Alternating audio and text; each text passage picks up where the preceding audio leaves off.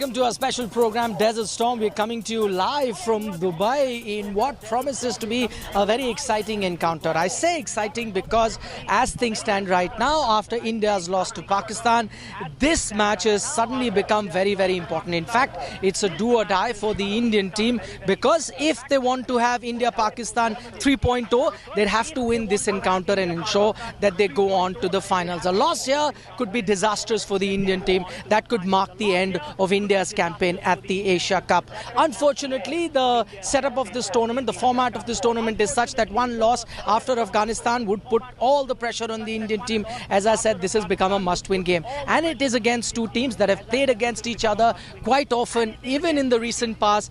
And for Indian fans, the good news is that India hold the edge as far as the head-to-head is concerned. Overall, as well as what we've seen recently. So India definitely go into this particular match as the favourite. But let's just set up this encounter. Let's hear from the Sri Lankan captain, from the Indian camp, how will they be approaching this game. And later in the program, we'll also be joined by our two experts in Sunny Gavaskar and Harbhajan Singh.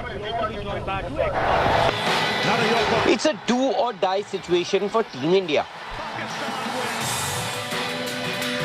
After the loss to Pakistan, India's task will not get any easier as they face Sri Lanka, who are peaking at the right time with wins against Bangladesh and Afghanistan.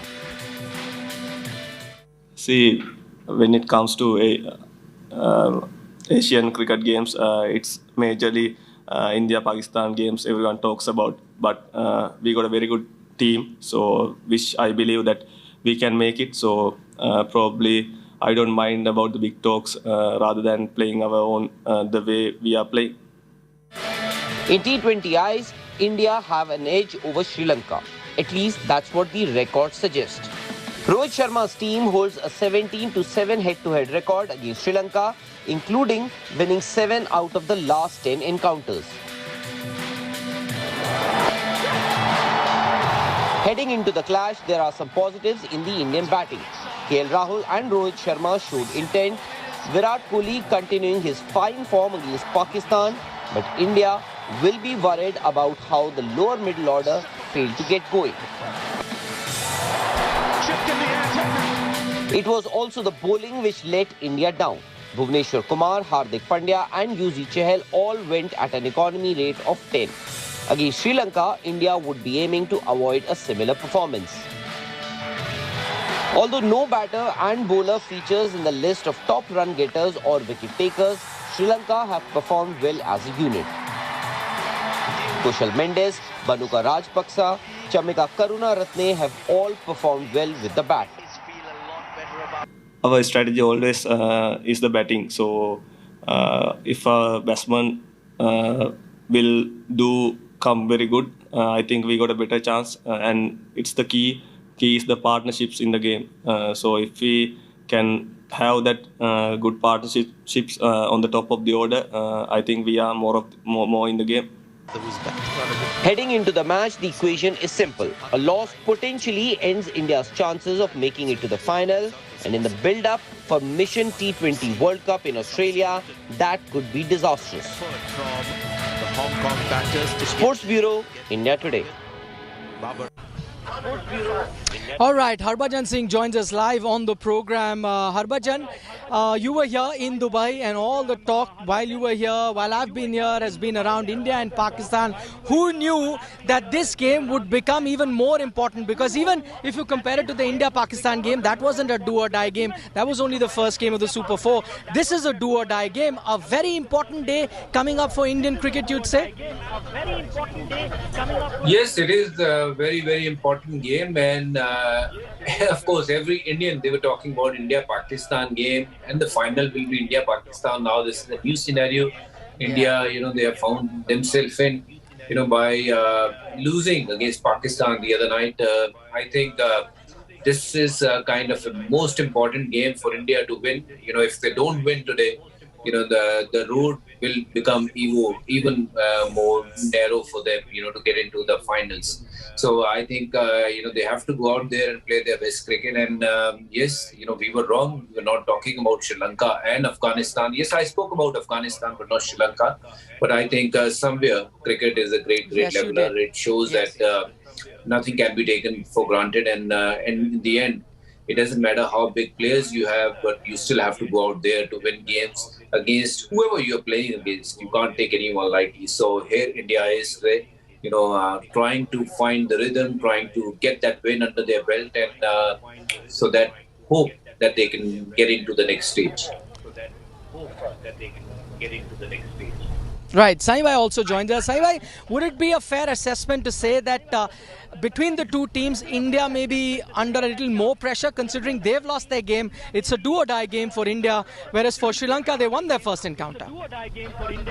Definitely, yes. I think because Sri Lanka have only won their first game, and so they'll be a lot more relaxed. They chased down a very, very tough target. It wasn't an easy target to chase against a good Afghanistan bowling attack.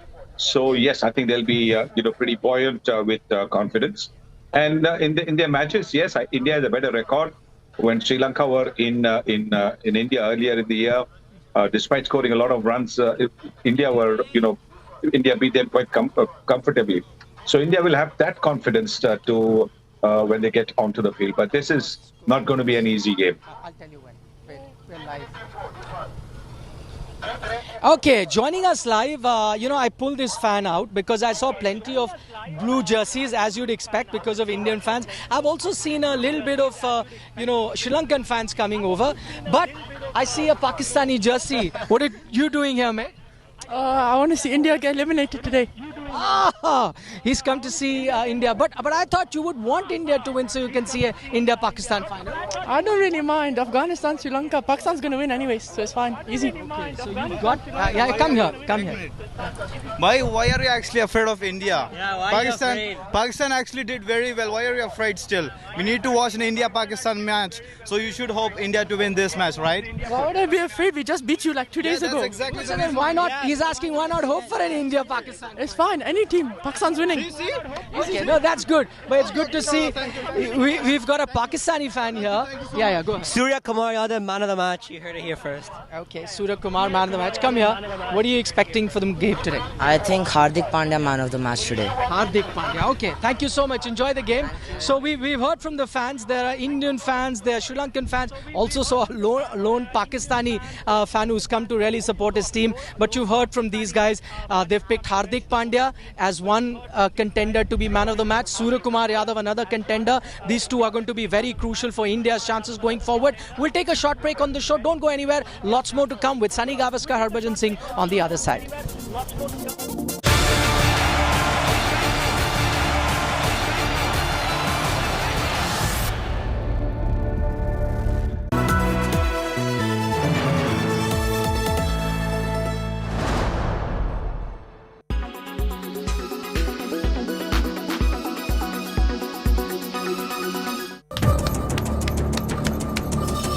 The food on your plate is going to get costlier.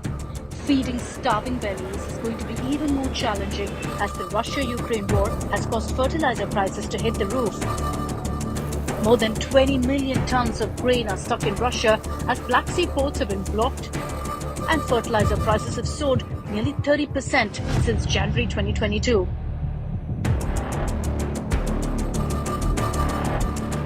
The UN Food Agency warned last year that world food prices would hit a 10-year high. The food supply chains are being disrupted, especially with soaring fertilizer prices likely to hit future food production. Indian farmers mainly use three types of fertilizers: urea, DAP and MOP. These sizable chunks of fertilizers used here are imported. Around 50% of the total potash imports are from Russia and Belarus. Rising fertilizer costs directly affect food costs. It forces farmers to cut the sowing area, leading to lower production and lower food supplies. Russia, Belarus and Ukraine account for 20% of phosphoric acid imports. India gets around 15% of its ammonia imports from Russia, and nearly 60% of India's DAP fertilizer imports come from China and Saudi Arabia. China exports a majority of fertilizers to the rest of the world, but the country suspended exports of fertilizers until at least June 2022 to ensure domestic availability in 2021 that's added to the crisis. Another worrying reason is the soaring energy prices. Around the world, natural gas is used as a raw material as well as fuel for nitrogen fertilizer production. The ongoing fertilizer price hike is the third big shock in the last 50 years. These shocks are mainly driven by soaring energy prices. Global food prices increased sharply in 2007 and into the first quarter of 2008, triggering economic and political instability and social unrest across nations, both in developed and emerging economies. India has been facing a supply shortage since the war between Russia and Ukraine started on February 24th. India needs about 6.54 million metric tons of DAP, 2.34 million metric tons of MOP, and 5.83 million metric tons of NPK fertilizers in the upcoming Kharif season. Kharif crops are usually sown with the beginning of the first rains in July during the southwest monsoon season, but the availability is much lower, and this is a major cause of worry. 5 साल के बाद petrol देश से समाप्त हो जाएगा। आपकी scooter, आपकी कार एक तो हाइड्रोजन पे होगी, ग्रीन हाइड्रोजन पर, या इथेनॉल पर फ्लेक्स इंजन पर होगी, या सीएनजी और एलएनजी पर होगी। India's clean energy transition is rapidly underway, but can it replace petrol? The term green describes any type of fuel derived from biomass. This includes all kinds of organic matter from plant and animal. This is eco-friendly and sustainable alternative as the feedstocks used to make green fuel are sustainable and naturally replenished. Unlike oil, which is naturally occurring but requires an extremely long geological process to form, biofuel can be produced in a matter of days. A huge variety of feedstocks can be used to create biofuel ranging from vegetable oil and crop residue to algae and byproducts from beer breweries. They can be utilized in engines without engine modification. Between April to September 2021, CNG car sales saw a surge of 96%. Another alternative is CBG or compressed biogas, that is biogas produced naturally from waste like agriculture residue, cattle dung, sugarcane press mud, municipal solid waste, sewage treatment plant waste. So far, 9 CBG plants have been commissioned and started to supply across India. Autogas or LPG is a clean, high-octane, abundant and eco-friendly fuel. The use of LPG as an automotive fuel has become legal in India with effect from 24th April 2000. In the year 2003, a new eco-friendly fuel popularly called Gasohol was launched. This fuel combines petrol with 5% ethanol obtained from the sugarcane molasses available throughout the country. India has achieved the target of supplying 10% ethanol blended petrol extracted from sugarcane and other agriculture commodities, and aims to double it by 2025-26 to cut oil import dependence and address environmental issues.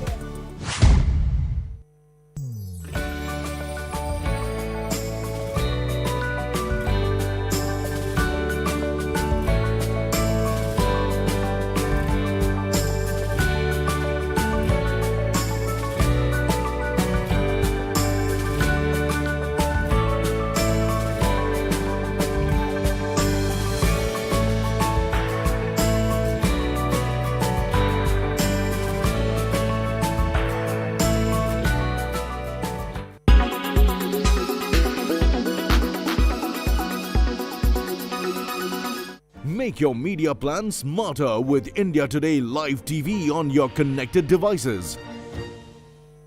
Everyone's busy finding what's trending. You're busy finding out why. India Today for those who research before reacting.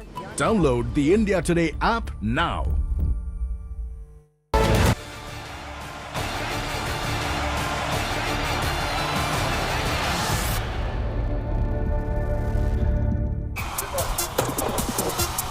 Welcome back to a special program, Desert Storm. I'm coming to you live from Dubai. Sunny Gavaskar, Harbhajan Singh still with us. Saiba, I'll start with you on this one.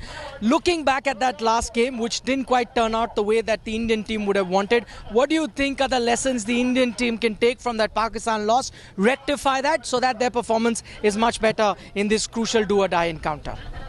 Well, I think it's mainly to do with the bowling because the batting was quite outstanding. The top three batsmen, the kind of batting we saw from them. The start that they gave was terrific.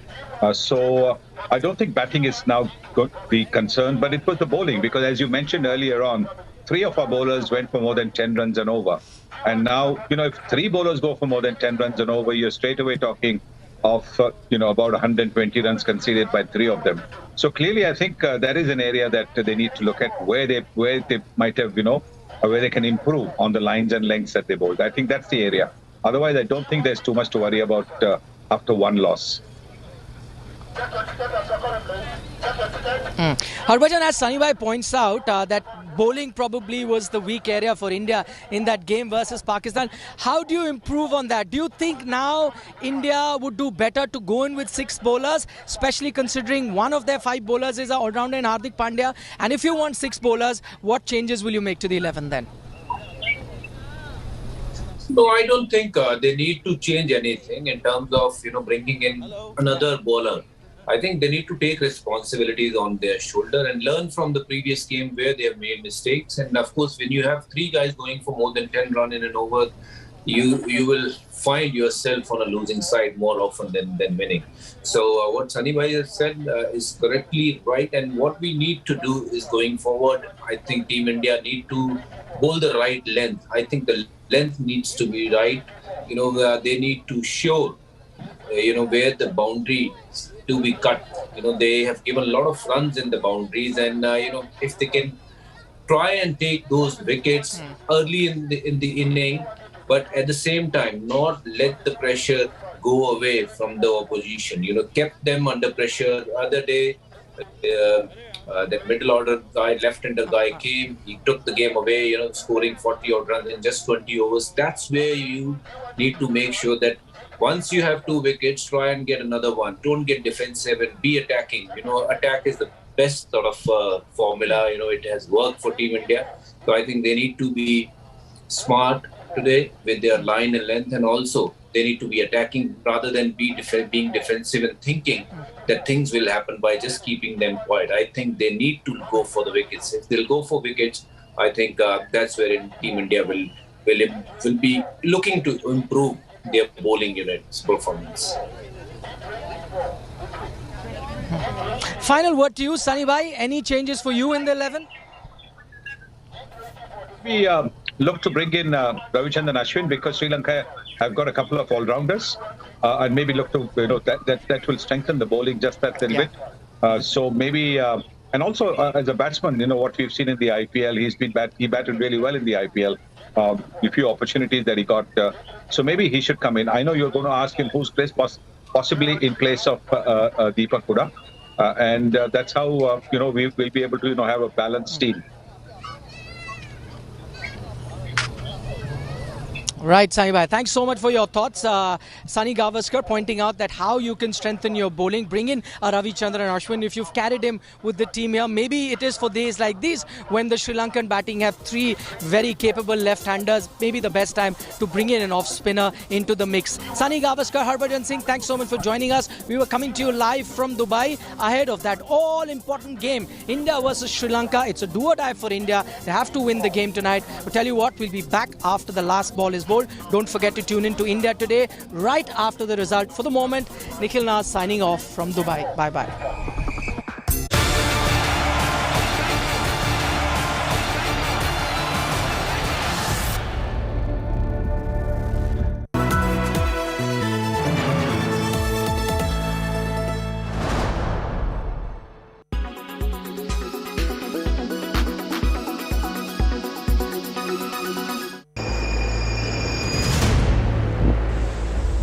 Imagine waking up to a new catastrophe every day.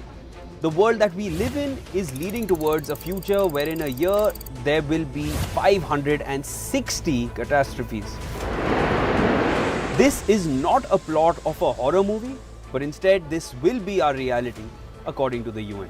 Yes, the UN has said if we don't act on climate change now, by the year 2030, we will have 560 catastrophes a year. Report by the UN paints a grim picture. It says most disasters would be weather-related, like fires and floods. but many will be hazards such as pandemics or chemical accidents. The scientific report said climate change is increasing the magnitude, frequency, duration and severity of climate-related hazards. It has become a major driver for disaster losses and development achievement setbacks. We currently are experiencing many heat waves. The report says that by the year 2030, the number of heat waves will be 3 times of what it was in 2001. The scariest part is this. The report talked not just about climate disasters, it looked at COVID-19, economic meltdowns, food shortage, all triggered by climate change. Decisions made by humans are too narrow and have been over-optimistic about the risk of the potential disasters. This leaves the world unprepared. The chief of the UN Office of Disaster Risk Reduction, Mami Mizutori, said if we don't get ahead of the curve, it will reach a point where we cannot manage the consequences of the disaster.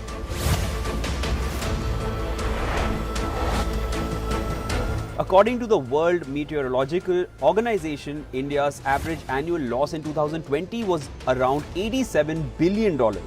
This was due to floods, cyclones and droughts. In 1990, disasters cost the world about $70 billion a year.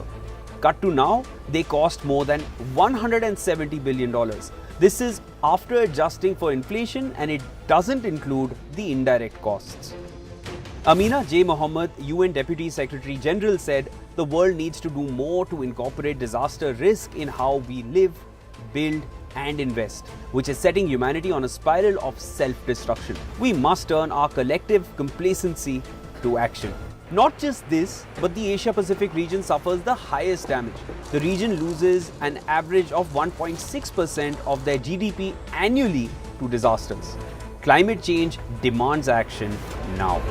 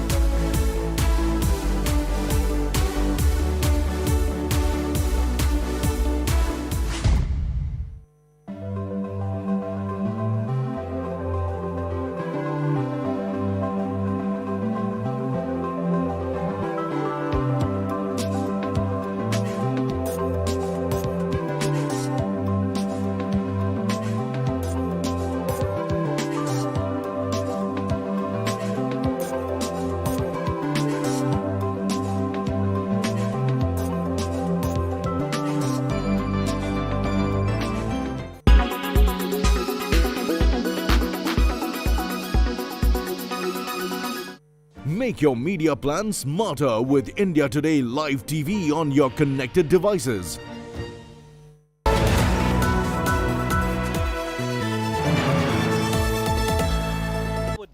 Buy, sell, rent on 99acres.com. Co-powered by 2022 Hyundai Kona Electric. In association with Lovely Professional University. Think big. Spotify. Download the music app for free.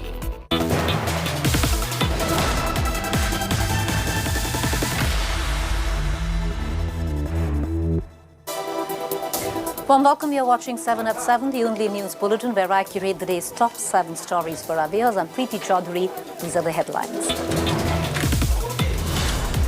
No respite for Bengaluru for second consecutive day. IT hub flooded, techies and CEOs evacuated on tractors. Political blame game erupts. 23-year-old Bengaluru resident Akila killed after being electrocuted in flood-hit city. Father blames negligence by officials and waterlogging.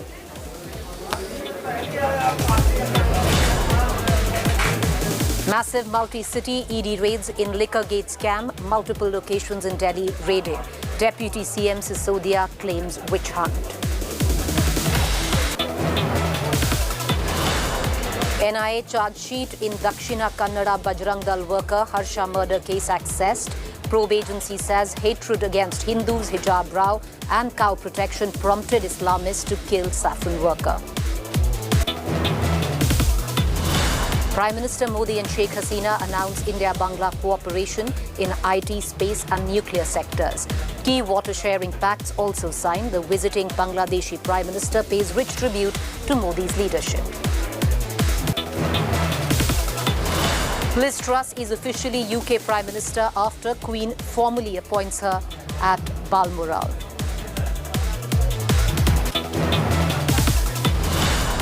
India take on Sri Lanka in their second game of the Super 4 stage after loss to Pakistan. Must-win game for Team India to keep final hope alive.